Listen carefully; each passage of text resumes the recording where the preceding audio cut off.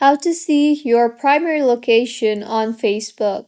Hello everyone, I am Bishaka and welcome to our channel. Now let's get right into the tutorial.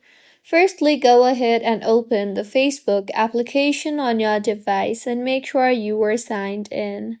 Now, tap on the menu option on the bottom right of your screen and then tap on the settings option on the top right of your screen. Further, scroll down and navigate to the Activity Log option under your Activity tab.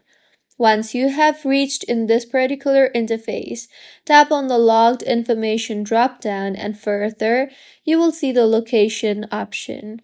Tap on the Manage Location option there and in the interface that you will then be led to, you will be able to check your primary location.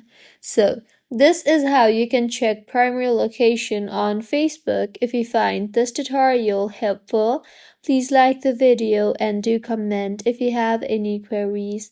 Also, do subscribe to our channel for more helpful tutorials like this. See you on the next one.